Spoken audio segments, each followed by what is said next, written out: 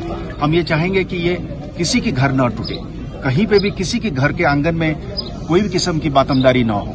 अब foreign terrorism है। अब आज के दिन में 70-80 लोग आ गए हैं, वहां से आते हैं, वो बराबर कोशिश करते हैं आने के लिए। जब आते हैं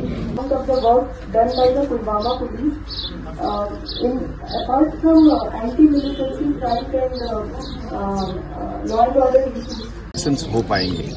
अगर डर नहीं रहेगा तभी लोग फ्रीली वोट कर पाएंगे। अगर खौफ नहीं रहेगा तो बंदा इलेक्शन में खड़ा होने का जरूरत करेगा नहीं। तो अगर खौफ रहेगा चाहे किसी भी साइड से, फिर आम आदमी जैसे आप हैं, मैं हूं, मतलब मैं अपने को इसलिए कह रहा हूं कि कल जब मैं वर्दी से बाहर चला जाऊंगा या कहीं जहां पे मैं यहाँ डीजी हूं, जहां नहीं हूं, वहां पे तो मैं एक आम नागरिक हूं।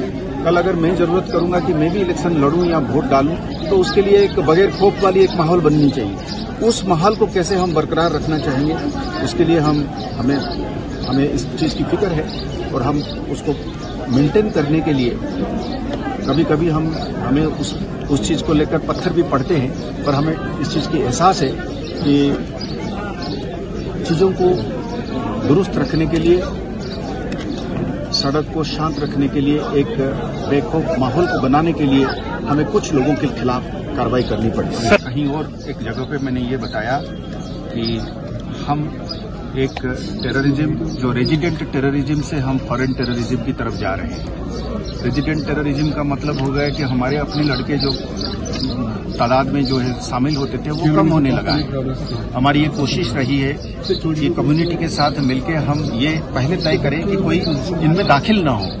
तो कोई किसी माँ की, किसी बहन की, किसी भाई जो है या बेटा या खामद जो है इसमें शामिल ना हो, इसका जान बची रहे। और जब इस तरीके का कोई भी रिक्रूटमेंट होता है, हमारा पहला ये कोशिश रहती है कि गया क्यों, उसको कैसे रोका जाए। तो उस जो कोशिश है उसकी वजह से आज आप देखेंगे कि तादाद में कम हो गया है। जब तादाद कम हो गया है तो जानें बच रही है। जब जानें बच रही हैं तो घर आबाद रह रहा है। जब घर आबाद रह रहा है तो वायलेंस कम हो रहा है। हम ये चाहेंगे कि ये किसी की घर न टूटे, कहीं पे भी किसी के घर के आंगन में कोई भी किस्म की बातमदारी न हो। अब फॉरेन टेररिज्म है।